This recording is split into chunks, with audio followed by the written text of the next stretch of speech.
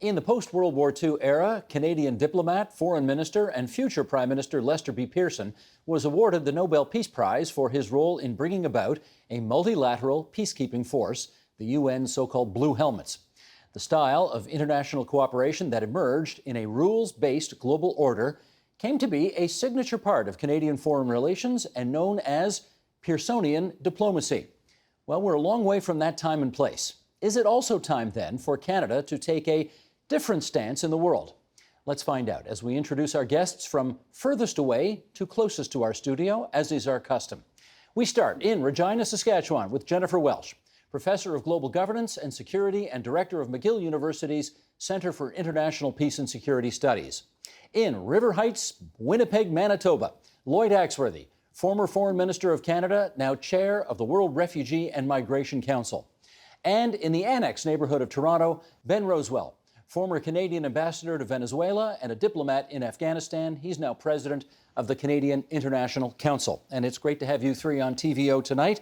Ben, I wonder if, just perhaps for those who are new to Canada or who are young and don't remember Mike Pearson, when we talk Pearsonian diplomacy, what do we mean? Well, I do make a distinction between Pearson, the man, the diplomat, and Pearsonian tradition, which is a celebration of something that he did. And to give you an example of what that is, when you visit the headquarters of our Foreign Service in Ottawa, it's called the Pearson Building. You walk in, you turn to the left, there is a shrine with a gold medal. It's the Nobel Peace Prize that Lester Pearson won in 1957 for creating peacekeeping.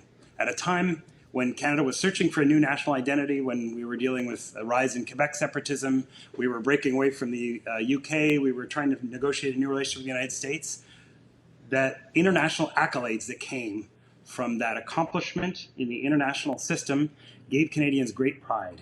I think we have been genuflecting at that altar, and I count myself as a former diplomat as part of that tradition, because the story that it helped us tell about who we are as Canadians has been a really central part of our foreign policy. And for many years that served us well. I think the world has changed and it no longer serves us well now. Well, all right, follow up then if you would. Do you think it's time to bury Pearsonian diplomacy now?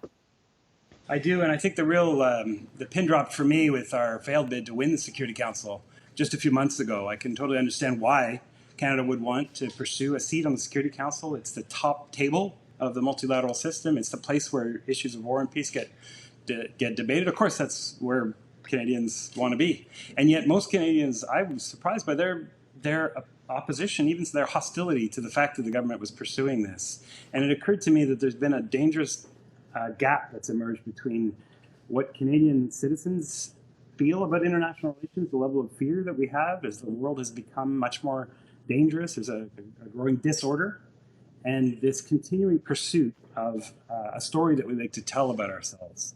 And I think that gap is dangerous. We need to be much more assertive and ambitious in our foreign policy, and we need our citizens to be on board. And so I think we need to get past this identity building or storytelling component of our foreign policy to confront the realities of today. Well, just before I get Lloyd Axworthy to react to what you just said, maybe we could do a little background first, Mr. Axworthy. You're the one among us here today who actually had a shot at knowing Mike Pearson. How old were you when you first heard him speak? I was 17 years old, high school student in the north end of Winnipeg. And our history teacher, J.J. Phillips, terrific guy, said that we had to go down to the old auditorium to downtown Winnipeg to listen to a politician. Some of us weren't too thrilled at the option, but he reminded us 25% of our marks were at stake. So we went down. And I got to tell you, Steve, it changed my life. It wasn't so much that he was talking about peacekeeping. He was talking about Canada and how we had a certain distinction based on our history, our culture, our geography that we had to follow. He talked about how there was the coming together of so many disparate groups from so many different countries that we began to learn how to get along. We learned something of the art and skill of mediation and negotiation and finding ways of compromise and accommodation. He also talked particularly, I guess, what attracted me as a young teenager, just beginning my educational career, that we could make a difference, that Canada had a certain distinction. And it wasn't just about peacekeeping. I go back to a point that Ben raised. If you look at Pearson's precedent, he was the chair of the original beginning of the Food and Agriculture Organization, worrying about food security. What's more relevant today than food security? He was very heavily involved in what was then called the United Nations Relief Rehabilitation Agency. And what was it dealing with? Displaced person, another fundamental issue of our time. He was also, as many of you know, very much involved in the creation of the United Nations, but on the basis that great powers shouldn't be totally capable of paralyzing institutions because of the veto. He fought against it, both at the San Francisco meetings and certainly during the discussion. So the Pearson tradition has a lot more sort of strands to it that have to be woven together. And I'm not saying that peacekeeping a la 1956 is our modality, but I am saying that the basic idea that we had to collaborate, that Canada's best interest in terms of our strategic position as well as our values was to be in collaboration, cooperation with other groups, countries, and governments. And I think that's been still, a basic gold standard that Canada has to recognize. Well, the current Prime Minister had something to say about all this at the United Nations not too long ago. Let's play a snippet of that and then we'll come back and chat again. Sheldon, if you would, the clip. In their era, those systems worked. But that was 50, 60, 70 years ago. Today, all those institutions no longer serve us well enough on what they were designed for: defending multilateralism and international law, protecting human rights and open markets. We are in deadlock. The international approach we've relied on since the second half of the 20th century was built on an understanding that countries would work together. But now those same countries are looking inward and are divided. We need to recognize where we are. The system is broken. The world is in crisis. Well, Jennifer Welsh, the Prime Minister certainly seems to think that Pearsonian diplomacy may be in trouble right now. What's your view on whether the so-called rules-based international order still works? Well, he's right in that a lot of these institutions are paralyzed by great power politics. You know, if you think about the UN Security Council as an example, it's not just the fact that it's failed to agree on effective action in Syria, but that with respect to an issue like the current pandemic, it took months for it to even be able to pass a resolution. But I do think we need to be careful about saying that the entire system has fallen apart. We have a number of institutions globally. Not all of them are at the global level. Some of them work at regional levels. And so what we need to be thinking about along the lines I think that Ben has suggested is where it makes most sense to solve the problems we face. And it may mean, Pearsonian diplomacy, if it were to be revived, it would be looking for creative new ways to cooperate. And I think that part of Pearson's agenda is very important. You know, much of what he did was in a context of rivalry between great powers that had made cooperation difficult, and trying to find a way through that path. I don't need to tell the members of this panel, that we face the same kind of rivalrous situation where the US-China relationship infects almost every aspect of international relations today, whether it is the UN Security Council, whether it's trade, whether it's the digital world. So that part of Pearson's legacy, I don't think is dead. I do think the Canadian tendency to support institutions for the sake of institutions, that does have to be rethought. And we need to be much more clear-eyed about the kinds of institutions that either we want to build or that we want to invest in. Well, Ben, I have heard you make the comparison between some of the international institutions today to the old League of Nations, which I presume is not a great comparison to make because that failed and no longer exists. So just put a little meat on that bone. What do you mean by that? Well, the point I make is that the League of Nations continued to exist until 1946. obviously through the entire Second World War. I don't think many people knew that, but the diplomats would actually gather in the hall in Geneva and would pass resolutions, and the trappings of diplomacy would continue. Now, I'm not predicting that the UN is going to fail in the way that the League of Nations does, but I do think that the mechanics of diplomacy have a way of grinding on regardless of the substance that necessarily comes from that, and we tend, as Canadians, I think as Jennifer pointed out, we're institution builders, so we do value those institutions. But when the outcomes that are being negotiated are not having a tangible impact on our lives, we need to think about creating new institutions, about finding other ways to project our power. And I'd go, I think, a bit further than both of my co-panelists here in saying we probably need to add to our toolkit beyond collaboration and cooperation. That is very much part of the Pearsonian tradition and a proud one, and Canada's done very well. But in a world where it's marked by really serious conflict and disorder, I think we need to be able to confront and to compete as well as to collaborate. When you've got a rising great power that arrests our citizens with impunity and holds our economy hostage in order to exert political pressure on us, the desire is still for us to find ways to collaborate, and I can understand that. But I do think there's a recognition that China's affront to Canada will only be met when we're willing to collaborate with others that are willing to compete and to confront China. And that, I think, would be territory that Lester Pearson was very familiar with. This is the foreign minister that brought us into the Korean War to fight for the ideals of the United Nations against states that oppose them. This was a leader who also helped negotiate and create the North Atlantic Treaty and NATO. So there was a capacity to compete and to fight if necessary that Pearson exhibited, but that hasn't survived as part of the Pearsonian tradition with its focus really exclusively on cooperation. I think we need to relearn some of those habits of Canadian foreign policy in the past. Let me get Lloyd Axworthy to respond to that. Do we need at this moment, given what our relationship with China is like, and given the kind of world we live in today, do we need a more, pick the word you like, a more muscular, a more power-grabbing, a more bellicose even foreign policy approach? Well, to begin with, let's ask what that sort of muscle flexing has got us. It's put us in handcuffs when it comes to dealing with some of the real transgressions going on by China in terms of Hong Kong, human rights issues, its aggressiveness. But we've put ourselves in a box because we haven't really used all the tools in the toolkit of diplomacy to find some way of accommodating.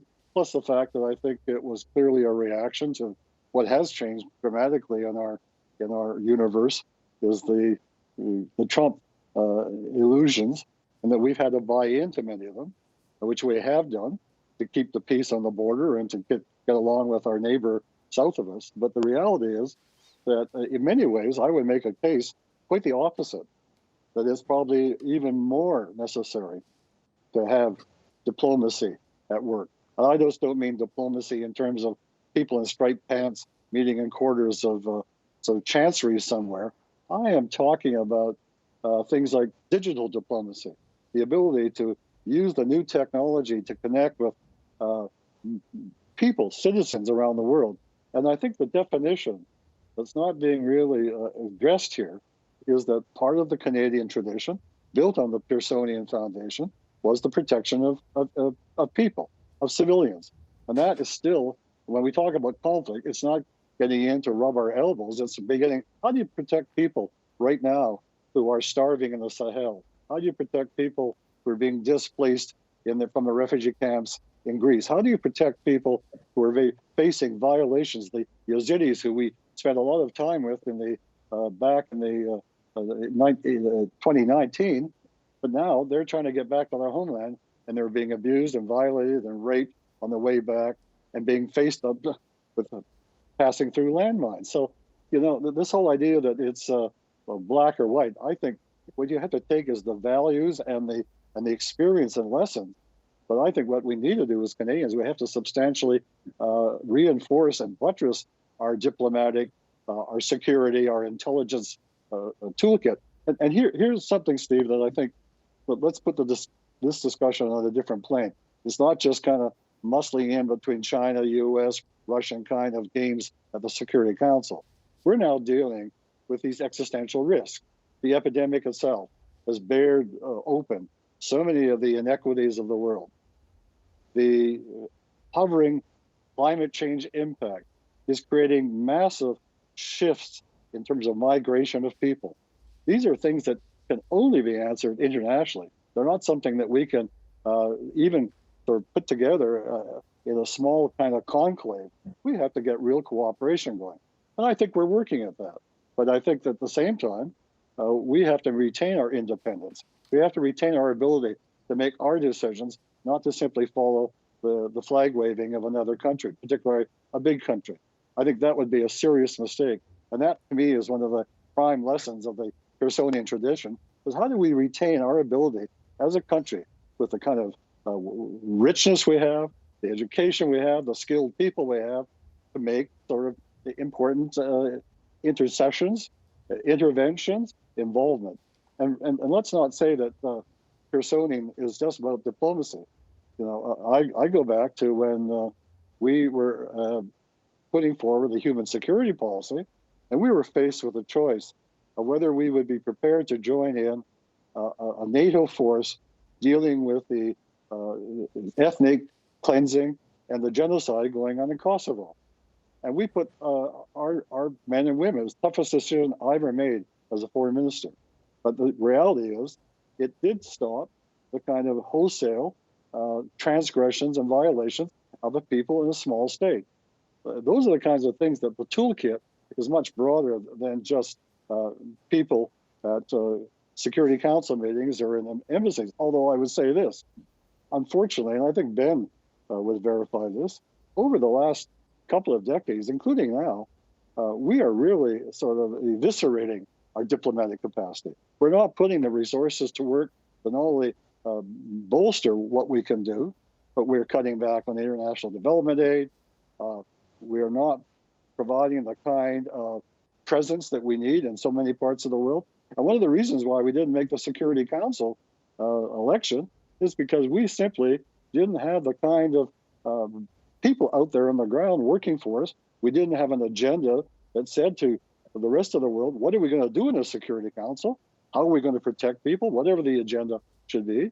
And thirdly, our record in terms of our commitments on development aid and are one of the worst in the world, and even in the areas of human rights. I mean, there was a report just yesterday by Transparency that Canada has one of the worst records in prosecuting people who are money laundering in our country, who are bribing in the country.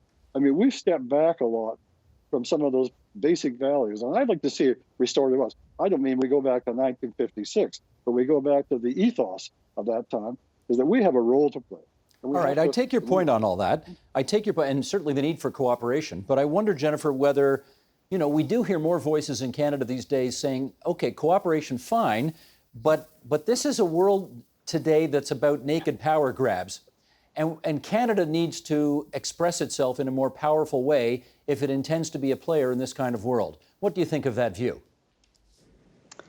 Well, I do think that all states, not just Canada, have to, are faced with this challenge of a rivalry between two great powers, and also other states who are in relative decline and not coping with their relative decline. I'm thinking here of Russia. So it is absolutely clear we're in a phase of power transition. And history tells us that power transitions are very unstable. So all states need to be vigilant. They need to understand how power can be exercised. But I do agree that, thinking about our foreign policy as being power-based will look very different given the kind of state that we are. And I guess I'd make 2 points here. One of the claims I think that Ben is making is that it's dangerous for Canada right now to try to identity build through its foreign policy, right? That to kind of tell stories and try to build our own national identity through our foreign policy.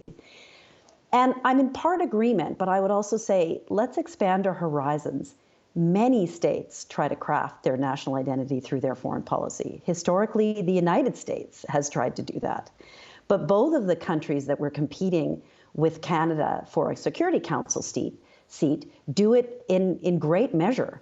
Norway has a national identity that is crafted through what it does in the world. Where I think Ben is right is to say we can't do that on the cheap. If we are going to try to create a new and modern Canadian national identity through our foreign policy, we have to put our money where our mouth is. We have to really invest. If I take a country like Norway, which is much smaller than Canada, Canada is at many more top tables. It is very active in international mediation, and it has, as Mr. Axworthy will know, one of the most creative and active organizations on refugee issues, the Norwegian Refugee Council. So I do think when we think about power in the world, of course, we have to be paying attention to what the distribution of power is. We also have to be really realistic about what we can achieve. And where I think Ben has made an important point is that we do have to recognize who we can act with in different circumstances. I am one who believes that the fact that Canada is a liberal democratic state is not irrelevant to its foreign policy. It's difficult in our current world, given what's happening to democracy worldwide, but we have to, at relevant moments, stand with other liberal democracies and work with them constructively on issues that we care about, whether it is, as Mr. Axworthy has suggested, a protection agenda, which is not going away. If we look at the conflicts and the more competitive world that Ben is discussing, we know, for example, that civil conflicts are lasting on average longer today than they did 3 or 4 decades ago. That is an issue we can't run away from. And so what is Canada's approach going to be in a world in which we are going to have protracted civil conflicts, in which there is going to be migration, and there is going to be a protection agenda that still requires our investment? Ben, maybe I could get you to pick up on that thread in as much as, do you think Canada should be pursuing a foreign policy that is focused on achieving more power? I do, because I don't disagree with any of the aspirations, any of the goals to which we apply our foreign policy. But there has been a dramatic and growing gap between what we say we want to accomplish and what we actually accomplish. And I think that's because we're focusing on the ends and not the means. If we are more conscious of our own power, not just the power dynamics, which are changing dangerously and dramatically in the world, but think about what citizens need, how we have to change the outcomes that happen beyond our border if we're going to protect the prosperity of our citizens, the security of our citizens, now the health of our citizens in the face of very real global threats. We need to pay more attention to how we can accomplish those outcomes. A lot of that will be through cooperation, but not exclusively. We need to think about the capacities that we have. We need to invest far more. I certainly agree with Lloyd on that. We need to have a massive increase in our development assistance. We need to have a massive increase in our military and our expeditionary capacity, and sure, more diplomats and more embassies. But beyond that, I think we need to be able to think to engage in grand strategy, to consider what is it that we're trying to accomplish, and how we're actually going to get there, so that we're focusing more on what we actually deliver for citizens than on the aspirations that we set. Okay, Mr. Axworthy, I hate having to bring every discussion back to the guy who's in the White House right now, but the fact is, he is the most powerful person in the world, and I guess people are wondering right now that if he loses the next election, given the disruptive effect he's had on international relations and, frankly, on our ability to cooperate with the United States in doing things around the world, if Trump loses, do things go back to normal, quote unquote? Well, I think, Steve, there's several scenarios like to build out. I mean, if Joe Biden wins in a very large way and there's a peaceful transfer, that's one scenario. What seems to be even increasingly more likely that Trump loses, but he doesn't go away. And he uses his kind of affiliations with all kinds of extremist groups to challenge the election and to throw the United States into a series of total confusion and chaos. And if Trump wins, well, that's Armageddon. That's a whole new story, and we better start building a wall on our side of the border, because I think Trump has no rectitude at all in simply using his blustering and bullying to start demanding things of us as Canadians. So that's why I say I think to begin with, let's be careful about grand designs right now. I think we're navigating into a very unknown landscape. The kind of existential risks I just talked about earlier, I think are really the prime sort of focus, because they really risk humanity in a way. They're just not risking Canadians. And we have a role to play in trying to find some solutions to that. And the solutions aren't just, let's not talk about diplomacy. I've said this before. We're talking about it as if it's some kind of arcaic kind of form of just discussion. But diplomacy now is a public diplomacy. You have to go out and change minds of people, including Canadians. Professor Welsh is talking about the domestic scene. The problem is we are not investing as a government, as a country, in getting Canadians more aware and conscious and agreeing on what it is that we want to do. How do we sort of assert ourselves both in a hard power, soft power way? By hard power, I mean, we do have a security issue of quite significant means, but sometimes it may be the way of delivering it is through a DART mission to Haiti when it had an earthquake, as opposed to sitting back and simply ignoring the kind of tragedy that takes place. We have to develop. Look, if I might give you an example. About 6 weeks ago, through our Refugee Migration Council, we partnered up with a group called the Independent Women's Refugee Network.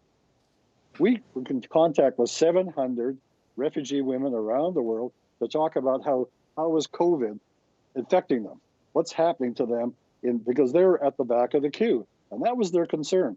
No government speaks for them, and there are many millions of people who, in this time of epidemic, don't have a voice as to who gets the vaccines or the remedies. That's a role that Canada should be playing, and I think we are. We're part of the COVAX coalition, but it's very minor in terms of the kind of effort and resources we're putting in. And so there's no question that it's a resource issue, but I think it also has to be directed to how we start rebuilding our own institution. We've watched a diminution of Parliament. I was an elected member for 27 years, and I keep looking and saying, where is the role of Parliament in defining where we're going in the world? We used the example when Bill Graham was the chair of the Foreign Affairs Committee. We did a major review of our nuclear position, which led to us taking a strong stand against the first-use nuclear policy of NATO. That's the kind of role that I think is very much in the Pearsonian tradition, because there is no greater risk that we still face than the potential of a nuclear winter that could destroy the entire globe itself. So I think that before we get into these kinds of let's have another sort of grand design, let's do a little bit more careful navigating. I call it wayfaring, where you kind of you tack and fro according to the kind of handicaps and the problems you have, but you have a goal, which is to eventually come to the point where people are safe and secure, and that means Canadians, and Canadian security is going to be very much depend on the security of people around the world. Okay, Ben, maybe you could wrap it up and put a bow on it for us. We've got 30 seconds left. Do you think the rules-based international order is salvageable? It is, but I think we should take seriously the possibility that it no longer exists, because we are so dependent on it for our security, for our prosperity, for our health, that if it does disappear, we're going to be in a real scramble. I would rather do that thinking before rather than after. I would like to already have a plan for what happens if Trump gets reelected. I think a wall is not going to be good enough. We can't be dependent on the United States. We need to be able to be independent of the U.S. So if we have 4 more years of a president who attacks the institutions and alliances on which we depend for our security, who calls us a threat to national security, that we're going to have other options. That requires thinking in power and thinking in strategy, and I think we owe it to Canadians to do that. Really good of all three of you to join us tonight on TVO. And, well, thank you, Jennifer Welsh. Thank you, Ben Rowswell. And can I say to Lloyd Axworthy, if this is what 80 looks like right now, I'm not all that scared of the future as I might once have been. You are our third 80-plus former cabinet minister to be on the air this week, and well, good on you. There we go. Steve, experience counts. Amen to that. Thank you very much, you three. The Agenda with Steve Paikin is brought to you by the Chartered Professional Accountants of Ontario. CPA Ontario is a regulator, an educator, a thought leader, and an advocate. We protect the public. We advance our profession. We guide our CPAs. We are CPA Ontario. And by viewers like you. Thank you.